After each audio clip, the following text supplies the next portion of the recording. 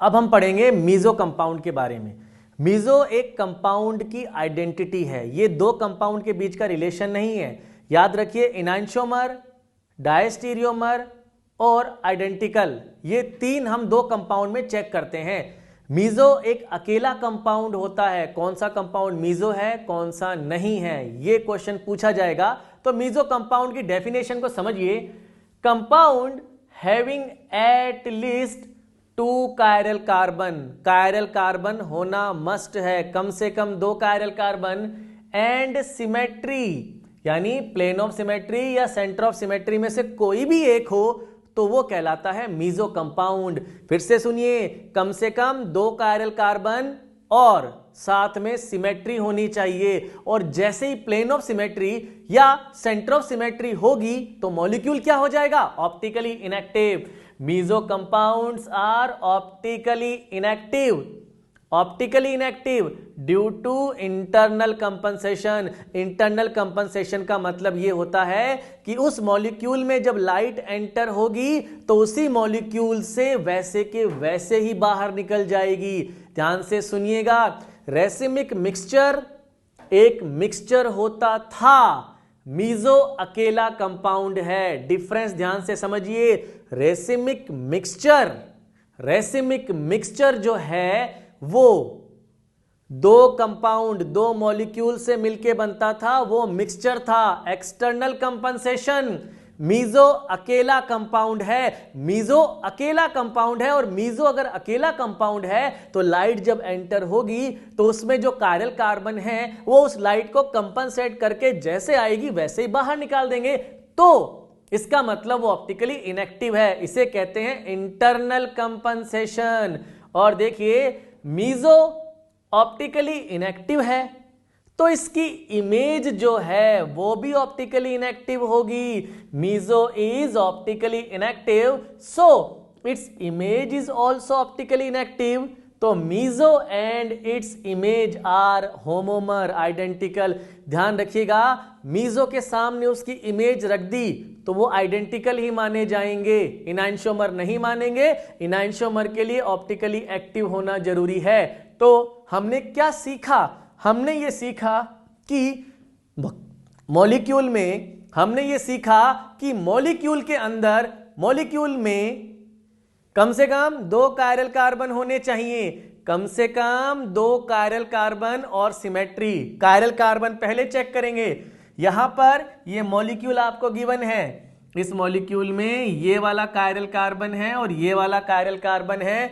हमने बीच में से कट किया, कट किया तो हमने कहा ये तो हमें मिल गई प्लेन ऑफ सिमेट्री। तो भैया ये मॉलिक्यूल जो है वो मीजो है। हमसे पूछा गया है कि बताइए कौन सा मीजो है, तो हमने ऐसे कट किया, कट किया तो आमने सामने सब कुछ सेम।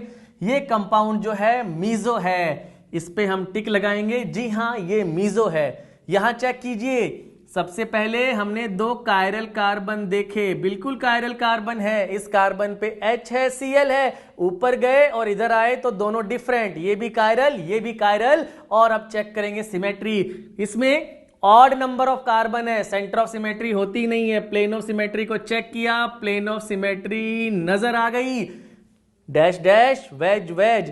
तो इसका मतलब ये कंपाउंड भी मीजो है, ये 2 मीजो हो गए।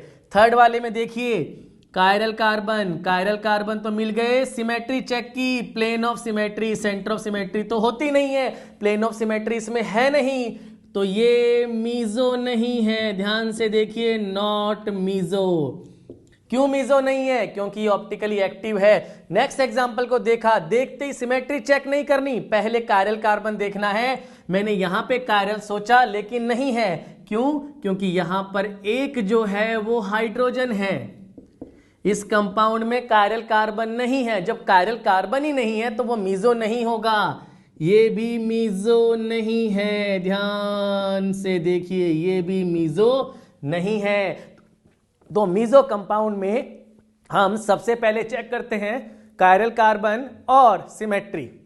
इसके बाद हम देखेंगे वो एग्जाम्पल जिसमें हमें कायरल कार्बन तो दिखेंगे लेकिन कायरल कार्बन में होने के बावजूद डायरेक्टली सिमेट्री हम ऑब्जर्व नहीं कर पाएंगे। तो अगर ऐसा हो तो हम कैसे पहचानेंगे कि वो मीजो है या नहीं है? तो पहली कंडीशन, कम से कम 2 कायरल होने चाहिए। 2 कायरल कार्बन प्रेजेंट है और हम चेक करेंगे प्लेन ऑफ सिमेट्री या सेंटर ऑफ सिमेट्री। अगर दोनों में से कोई भी है तो कंपाउंड हो गया है। दोनों मतलब सिमेट्री, एटलीस्ट 2 कायरल कार्बन भी होने चाहिए कम से कम और सिमेट्री भी होनी चाहिए, तो वो मीजो होगा। इसके बाद हम वो एग्जांपल देखेंगे जो होगा तो मीजो, लेकिन डायरेक्टली सिमेट्री हम ऑब्जर्व नहीं कर पाएंगे। मीजो कंपाउंड के नेक्स्ट एग्जांपल में हम ये देखेंगे कि अगर किसी मॉलिक्यूल में 2 कायरल कार्बन है और हमें सिमेट्री नजर नहीं आ रही और फिर भी हमें चेक करना है कि वो मीजो है या नहीं है, तो हम कैसे चेक करेंगे?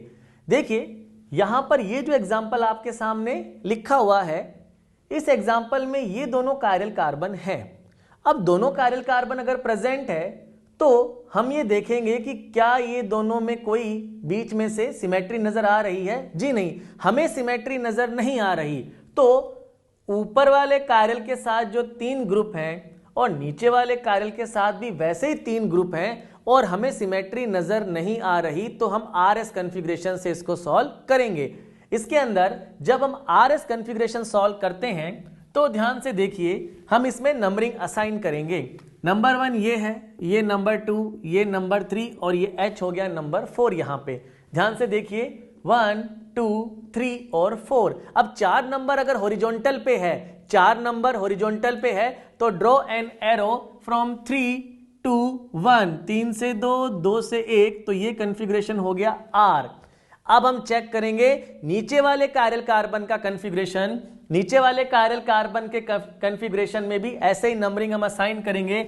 यहां हमने लिख दिया 1, 2, 3 और 4। ध्यान से देखिए नंबरिंग असाइन कर दी है। नंबर 1 ये है, नंबर 2 ये, 3 ये और 4 ये। अगर 4 नंबर वर्टिकल पे है, 4 नंबर वर्टिकल पे है, तो ड्रॉ एन एरो फ्रॉम 1 2 3। 1 से गए हम 2, 2 से गए 3।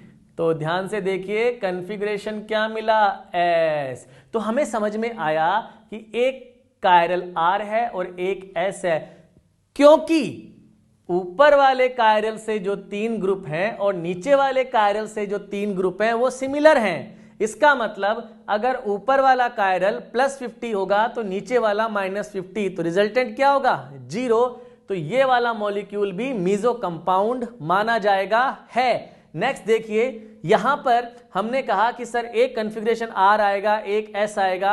ऐसा नहीं है, कायरल कार्बन होने चाहिए कम से कम 2 कायरल कार्बन होने चाहिए। दूसरी कंडीशन है सिमेट्री होनी चाहिए। तो सिमेट्री तो यहां नजर नहीं आ रही, तो हमने कहा सर RS से सॉल्व कर लेते हैं जैसे ऊपर किया था। तो वो भी तभी एप्लीकेबल है कि ऊपर वाले के साथ जो 3 ग्रुप हैं वैसे ही नीचे वाले के साथ होने चाहिए। ऊपर वाले के साथ Br है, नीचे वाले के साथ Cl, तो ये मीजो नहीं है। इसके बाद हम देखेंगे सूडो कायरल कार्बन क्या होता है। सूडो कायरल कार्बन की डेफिनेशन को समझिए।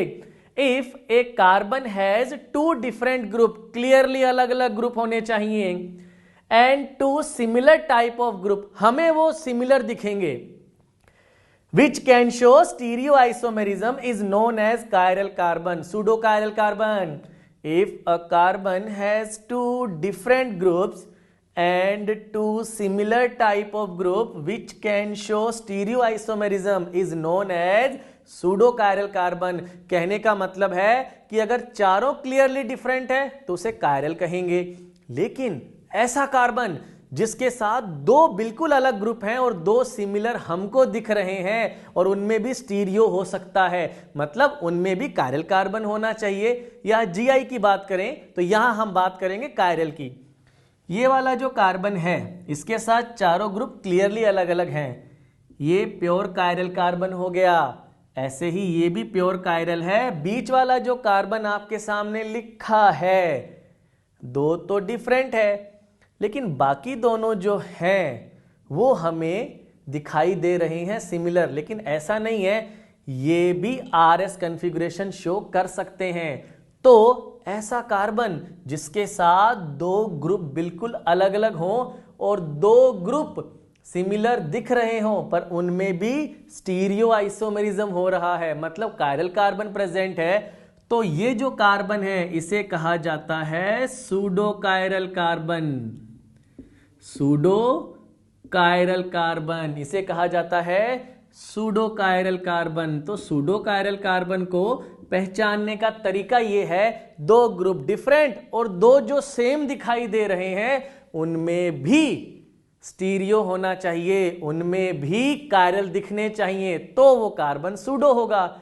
इसको हमने पढ़ा इसलिए है क्योंकि इसके बाद हम कैलकुलेशन ऑफ स्टीरियो आइसोमर पढ़ेंगे और कैलकुलेशन ऑफ स्टीरियो आइसोमर में फॉर्मूले में इसको भी एक कायरल कार्बन की तरह काउंट किया जाएगा।